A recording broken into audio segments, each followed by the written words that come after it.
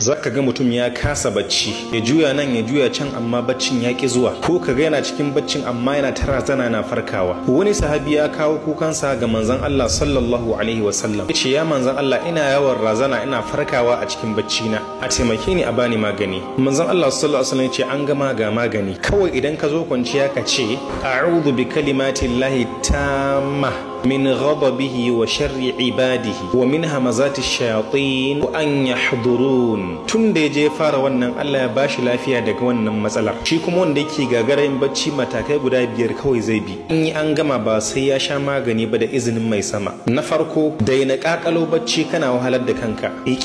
In ka ga dama kwanta din ma, kawai juyar da zuciyarka zuwa ga Allah madaukakin sarki. Ka fara zikiri kawai, irin wannan zikiri tare da nutsuwa shi zai nitsar maka da zuciyarka kai bacci. Shi yasa Allah ya ce ala bi dhikrillahi tatma'innul qulub. Da ambaton Allah na hakika ne dan asali, da irin wannan ambato ne zukata suke nutsuwa. Ko da haka lokacin da kake zikirin sai ka nutsu kana hararo Allah madaukakin sarki, kana astaghfirullah astaghfirullah astaghfirullah, ba astaghfirullah astaghfirullah astaghfirullah astaghfirullah ba, kana subhanallah subhanallah subhanallah subhanallah, ba subhanallah subhanallah subhanallah ba. Idan kai zikiri mai kyau zaka sha mamakin tasirinsa. Kar kuma ka manta da babban zikiri shine karatun Qur'ani. Na biyu, kauracewa bacci da rana sai dai in ya kama dole. Shi yasa Allah ya ce waja'alna an-nahara ma'asha, mun sanya yini domin aje a nemi abinci, ba wa mutum je ta bacci ba. Na uku, kawai in dare ta yi dauki karatu ko rubutu kai ta yi, kar ka damu da baccin, domin wani lokaci idan ka damu da abu